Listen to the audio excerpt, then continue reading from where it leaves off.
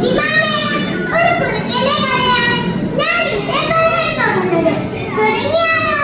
പണ്ട് പണ്ടൊരിടത്ത് മൃഗരാജാവായ സിംഹവും കഴുകയും കുറുക്കനും കൂടി ഒരിക്കൽ നായാട്ടിന് പോയി.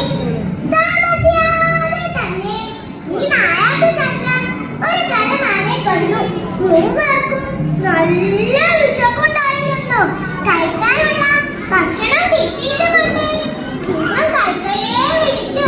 കഴുക സുഹൃത്തേ, നല്ല വിശപ്പിൽ ഈ കലമാനെ നീ ഒന്നായി കീറി മുറിച്ച് ഓരോരുത്തർക്കുമുള്ള ഭാഗം വേർതിരിക്കൂ.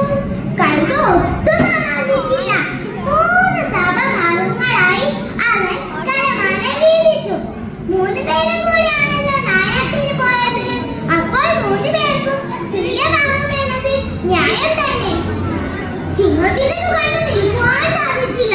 എന്ത്? കാട്ടിലെ മൃഗരാജാവായ എനിക്ക് കഴുതയുടെയും കുറുക്കന്റെയും തുല്യഭാഗമോ? അസംബന്ധം! സിംഹം ഒരു അലർച്ചയോടെ കഴുതയുടെ മേൽ ചാടി കഴുതയെ കീറിക്കൊന്നു. ശേഷം സിംഹം കുറുക്കനെ വിളിച്ചു. കുറുക്കൻ സുഹൃത്തേ, ഭക്ഷണം കഴിക്കാൻ വൈകിക്കൊണ്ടിരിക്കുന്നു.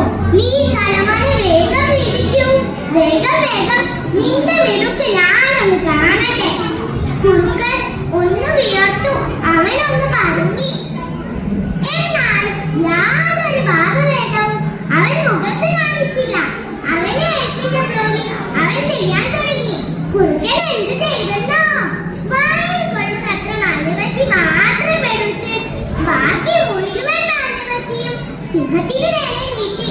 എന്നിട്ട് പറഞ്ഞു, തിരുമേനി, അങ്ങേ ഏൽപ്പിച്ച ജോലി ഞാൻ പൂർത്തിയാക്കിയിരിക്കുന്നു. ഇനി സിംഹരാജാവിന് ഭക്ഷണമാവാം. സിംഹം സന്തോഷത്തോടെ പറഞ്ഞു, അല്ല കുറുക്കൻ സുഹൃത്തേ, നിനക്ക് ഇത്രയും ഭംഗിയായി ഭക്ഷണം വീതിക്കാൻ ആര് പഠിപ്പിച്ചു തന്നു? കുറുക്കൻ പറഞ്ഞു, പ്രത്യേകിച്ച് ആരും പഠിപ്പിച്ചു തന്നില്ല. അപ്പുറത്ത് തുറന്ന പുസ്തകം പോലെ മരിച്ചു കിടക്കുന്ന കഴുത സുഹൃത്തിന്റെ ജഡം നോക്കേണ്ടതേ ഉള്ളൂ. ബാക്കി മുഴുവൻ പാഠങ്ങളും ഞാൻ ഇതിൽ നിന്ന് തന്നെ പഠിച്ചു. അപ്പോഴേക്കും സിംഹം ഭക്ഷണം കഴിക്കാൻ ആരംഭിച്ചിരുന്നു. ആ ഘട്ടത്തിൽ നമ്മുടെ ബുദ്ധിമാനായ കുറുക്കൻ ജീവനും കൊണ്ട് ദൂരേക്ക് ഓടി രക്ഷപ്പെട്ടു.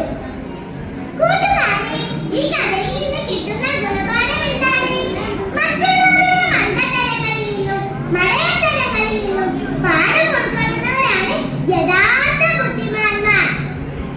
അപ്പോൾ കൂട്ടുകാരെല്ലാവരും നമ്മുടെ കുറുക്കൻ സുഹൃത്തിനെ പോലെ ബുദ്ധി